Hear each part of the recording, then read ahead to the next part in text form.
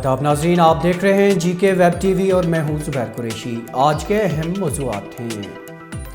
5 अगस्त 2019 के फैसले के बाद हुकूमत के तमाम दावे बेसूद, डॉक्टर फारूक अब्दुल्ला। 12वीं जमात के इम्तिहानी नताइज में लड़कियों की कारकर्दगी शानदार, कुल शरह 80%।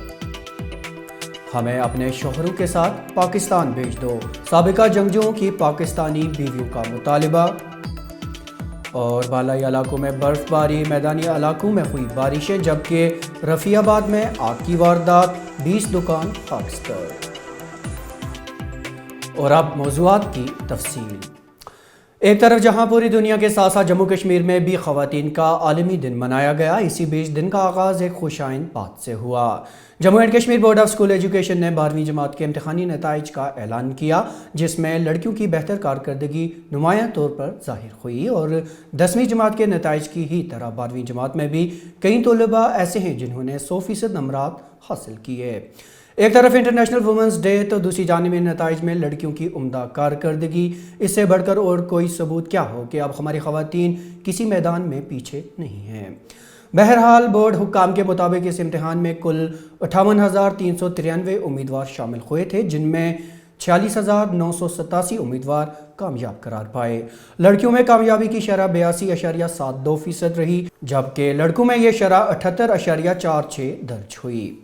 श्रीनगर से ताल्लुक़ रखने वाली हफ्सा मलिक ने 500 में से पूरे 500 नंबरात हासिल किए हैं और उन्होंने अपनी कामयाबी का सेहरा अपने असातिज़ा को दिया।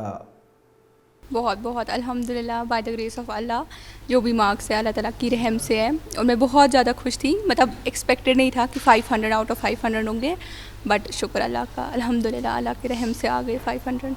डेफिनेटली मैं तो पहले विश करूँगी बेस्ट ऑफ लक, और ऑब्वियसली मेहनत करनी है बहुत ज़्यादा, और फिर इंशाल्लाह सब ठीक हो जाएगा। एफर्ट्स डालने हैं अपने 100%, सब कुछ ठीक हो जाएगा इंशाल्लाह। आगे का क्या इरादा है? फ़िलहाल फ़र्स्ट स्टेप तो MBBS, इंशाल्लाह उसमें सिलेक्शन चाहूँगी मैं हो जाए मेरी इंशाल्लाह, और फिर उसके बाद देखते हैं। पहला लॉन्चिंग पैड तो मेरा आई विल से MBBS ही है फ़िलहाल, नीट पे सिलेक्शन हो जाए। 5 अगस्त 2019 के फैसले पर तनकीद करते हुए नेशनल कॉन्फ्रेंस के सदर और साबिक वज़ीर आला डॉक्टर फारूक अब्दुल्ला ने कहा कि जम्मू कश्मीर में कौन सी तरक्की हुई है जिसका दावा किया जा रहा है। उन्होंने कहा कि हुकूमत के तमाम दावे गलत साबित हुए हैं। डॉक्टर फारूक अब्दुल्ला जम्मू में पार्टी के कारकुनों से बात कर रहे थे। चंद बातें आपके सामने लाऊं। मुझे ये बताओ,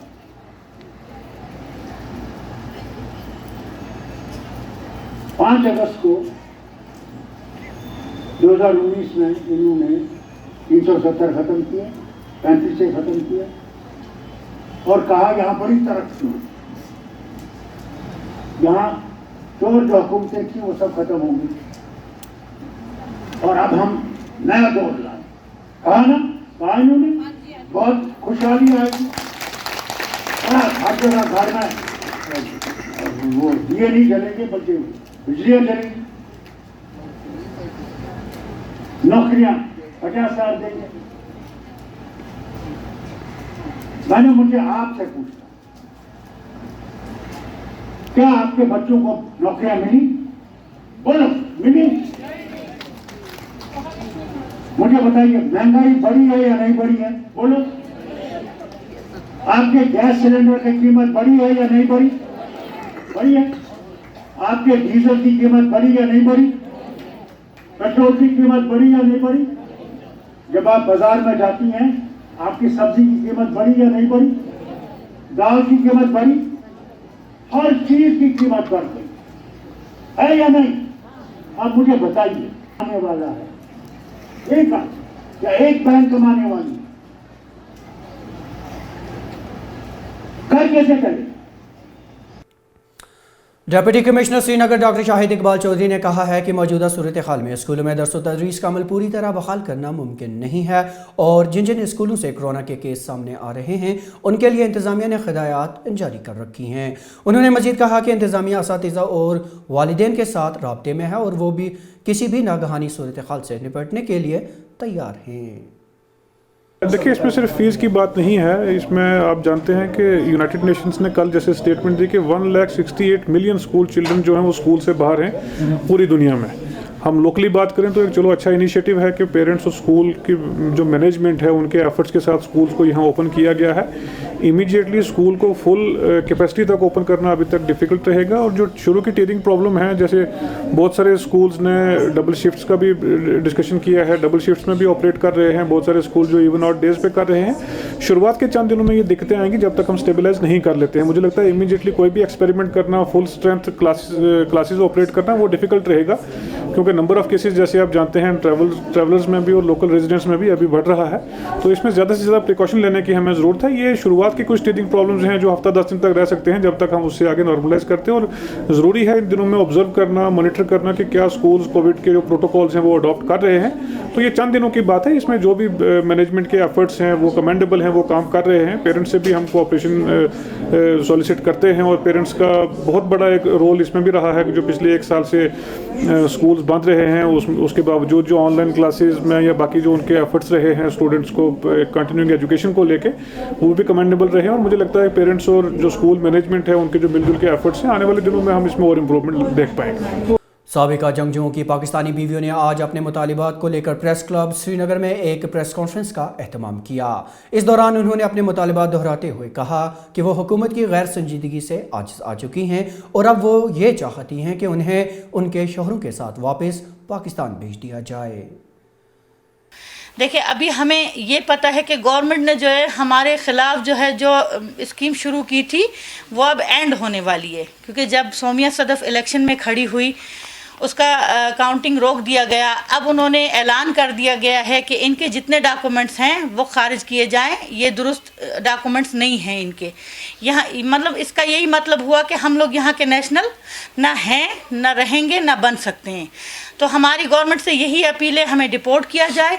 दूसरी बात, अब हम अकेले नहीं जाएंगे, हमारे शौहर हमारे साथ जाएंगे। जिनको डिवोर्स हो गई है वो अकेले अपने बच्चों के साथ जाएंगी अकेली, लेकिन जो हमारे घर बसते हंसते बसते घर हैं, हम वो इस तरह तोड़ के नहीं जाएंगे। गवर्नमेंट हमें हमारे शौहरों के साथ डिपोर्ट करे, अब हमारी ये डिमांड है।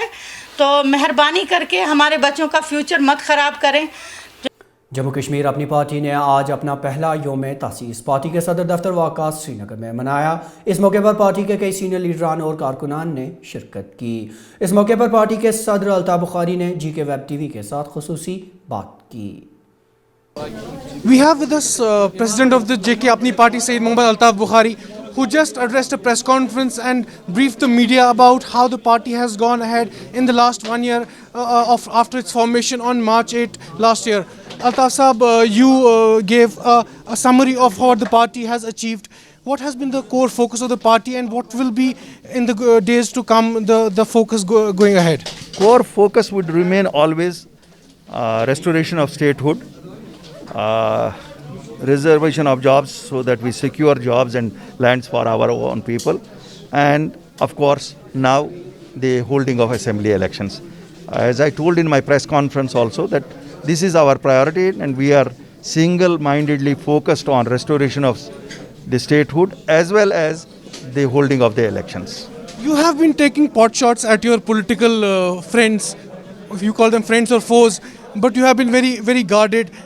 You made statements about Mehbooba Mufti some time back who were not taken in the right spirit. What is your take on PAGD? What is your take on National Conference, PDP? Look, I don't want to comment on my colleagues in other parties because I don't think I should do that. But there are always occasions when you want to speak truth about certain situations. And the truth is that all of us need to understand the ground realities, join hands to get back the statehood and create an atmosphere where immediate elections are held so that democracy is restored to a common man. Howsoever a good bureaucratic setup may be, it will never be able to satisfy a common man's needs. Thank you. So this was Sayyid Mohammad Altaf Bukhari underlining the fact that restoration of statehood and early assembly elections in Jammu and Kashmir remains the core demand of the party. With cameraman Khan Mudassir, Saqib Malik, GK Web TV. महकमा मौसमियात की पेशगोई के ऐन मुताबिक वादी के बालाई इलाकों में बर्फबारी जबकि मैदानी इलाकों में मूसलाधार बारिशें हुईं। इधर महकमा मौसमियात के मुताबिक वादी कश्मीर में कल दोपहर से मौसम में बेहतरी वाक़ा होने की उम्मीद है, जिसके बाद मौसम खुश्क रहेगा, तहम बाद में बारिशों का एक और मरहला शुरू होने का इम्कान है।